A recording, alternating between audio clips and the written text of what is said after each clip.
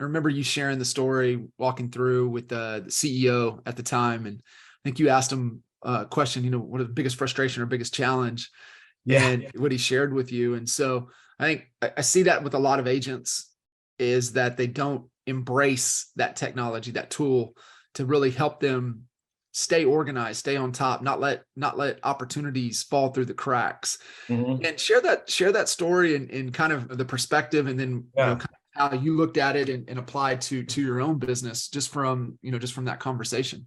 Yeah, so it was the president of Walt Disney World at the time, Al Weiss. We're walking with him in my ambassador year, and we're walking down Main Street, and it was just a nice day. It was early before, I believe it was before the parks were open, so we were the only ones out. And he was kind of pointing at some of the windows that are along Main Street and telling us cool things about that. Which, as an ambassador, you learn a lot about that. But it's really cool having those conversations with the president of the company. And my curious entrepreneurial mind, I'm like, in a company of this magnitude, like Walt Disney World, at the time, Walt Disney World was the largest, and I believe it still is, the largest single site employer in the world. Now, keep in mind, I'm talking about Walt Disney World, which is the location in Florida, not Right. Walt Disney Company.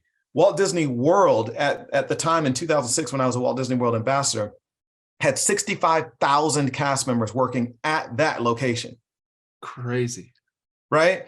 And so I start thinking, and I'm like, what would you say is the biggest challenge, like among all of the things that's going on as you're building a business and continuing to grow, and you have to be a visionary as you sit in these executive steering committee meetings? Like, what's the thing that keeps you guys up at night? And he kind of smiled and he goes, "It's our CRM." And I said, "What's a CRM?" All the things you could say is like, what? I didn't even know what a CRM was. Like, what are you talking about? Right? I'm an employee. I wasn't a business owner at this point. Like, I didn't know what a CRM is. And he began to explain. He's like, that's where, he says, you think about all of the business sectors that we have. So as you talk about, like, this is a big business. We have cruise, we have movies, we have cartoons, we have TV, we have whatever, right? You name all of the different lines of business. It's mind-boggling when you look at the lines of business. A lot of people don't even know that, like, Disney's in the gaming space, right? There's stuff like that, right? So you think about all of these leads, right? All these lead capture systems that they have, all of that information goes somewhere. When you buy a video game, or you sign up for something online, or Disney Plus, or whatever else, that information goes somewhere. Yeah. How in the world do we manage it, right? Here we are, like, with, we're talking about the 30 leads that come in a day. If we're How are we going to manage these? Right? We're drowning off of KV Core leads and Zillow leads, right? You think about, like, the amount of information and content and contact information that they are getting and capturing every day. And then how do you support and organize that information and make sure, again, that the communication plan is happening? What happens when that lead hits your CRM? What do they get? Who is it? Who's touching it? How often are they getting it? Right? And that has to be, God forbid you sign up for Disney Plus and your name just goes in somewhere, and you never actually are able to turn on the service just because you as a lead got lost in their system. Like that can't happen, right? That can't happen. You can't pay for something and just get lost and never get it, right? And so it's not to say that they're absolutely perfect, but they do it really well. And so anyway, that was his comment, is that it was the CRM, managing all of that information and making sure that they stay consistent with each and every single person that comes into their ecosphere. Yeah. And then how are you retargeting? How are you remarketing to them? Where are you trying to move them, on the value journey? You come in at this low product, and, where do you take it? I would think you would ultimately try to push them to an immersive experience, which would be one of the locations or the cruises or something like that, to where they can, like, actually immerse themselves into the experience. As they're trying to continue to progress it. And here's what gets fun too. So then there's elite level experiences too, right? So it was actually during my ambassador year that they became that Disney created something called Adventures by Disney. Now, some of you guys out there may have heard of this before, but Adventures by Disney is that it's like a completely different level, right? So what happens when you have that big family that's always going to Disney, and they've kind of been doing this for many years, and they're always kind of getting concierge level, and you know, when they book the cruise, they book the concierge level, and it's cool. Like they're enjoying it. But what if there was more for them?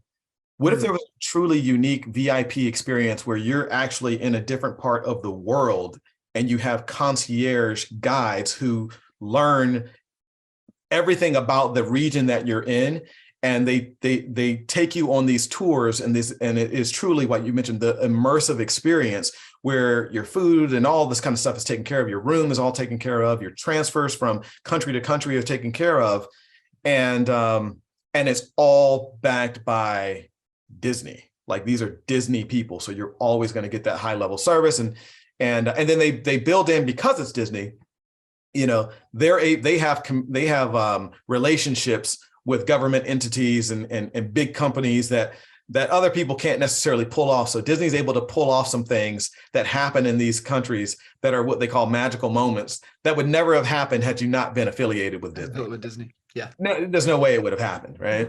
So I think like in one of them, if you book the trip and you go to France, they take you to the Eiffel Tower and you get a chance to eat dinner at the Jules Verne, which like that, like I think it's like a 2-year reservation list, or like a 2-year list in order to be able to get in there, right? Yeah. But if you book this, Disney already has a certain amount of reservations. You go up and then you get to experience. You're there. You're there. Yeah, that's it. It is. I mean, it truly is. It is that like you said, that magical experience, and even doing small events, just educational small events, and you know, I know you do those, and you still have to take in, okay, how can we make this a magical experience for everybody here? Really. And it carries over, just because you want them coming back, and you want them to be connected, immersed. You want them coming back. You want them bringing other people with them. So it really does carry over when you really step back and think. And for us, that was one of the things that Jay Abraham always challenged us with, is like, and you start to look at everything a little different, right? It's that what he calls funnel vision, not tunnel vision.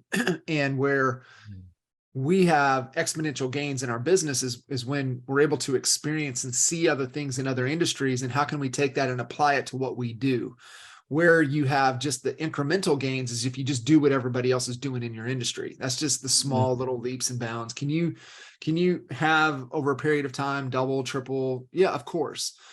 But where you can make the jumps fast and is like, okay, go immerse yourself in Disney. Go stay at the Ritz. Go to Ruth's Chris. Go to these higher end experiences and see what they're doing. And just really pay attention to everything, all the details, the experience, and then how can you apply that into your business and exactly what you're doing.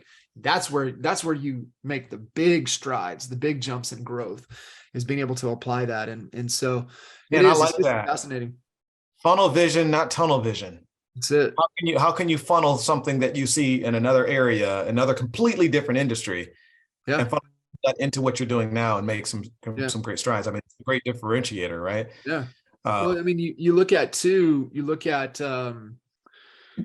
even look at the EXP model, right? With what Glenn was able to do and borrowed from the network marketing space, knowing that he didn't want to create all of this infrastructure. And he was like, okay, well, how can we get this company to grow without us spending millions and millions and millions of dollars to get the word out and brand? What if we went boots on the ground, word of mouth strategy? What does the compensation structure have to look like in order for that to work? And that's the network marketing space. And really, when you think about it, it is boots on the ground, word of mouth. You allow your people that want to sing the praises. You allow them to be creative to get the message and the word out. And then that just allows whatever organization to grow. So that's just like one example. Well, that and the virtual platform of it, right? His time at yahoo.com, right? Allowed him to know that online space much better than a lot of other people, and then apply that and say, okay, well, we only have boots on the ground and we don't have these brick and mortar buildings. How do we utilize the technology that's even in place right now and build something and grow something? And that's what he did. Yeah. And even, tapping into like part of that with the avatar space. I remember it was, this book was written at the end of 19, the future is faster than you think. What they talked about, just everything that's coming, and it's moving faster than we all realize, but they hit a lot of the different industries and different spaces. And the only company they talked about in there, and this was at the end of 19 when this book came out. So it was written earlier in 19. And the only real estate company that they talked about was EXP.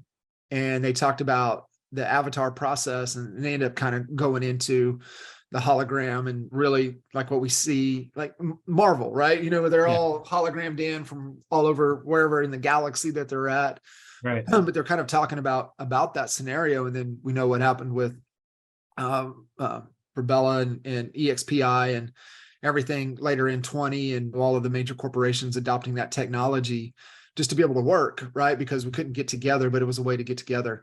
So it's just fascinating to see and look at all of the other things, but just having that awareness, and just where you go, you start to critique, and then you can say, okay, what's good, what's bad here? What's useful for me? What's useful for us? What's useful for our business? And how can we apply it to help us have a greater experience for the clients that we're working with, the clients that we're serving?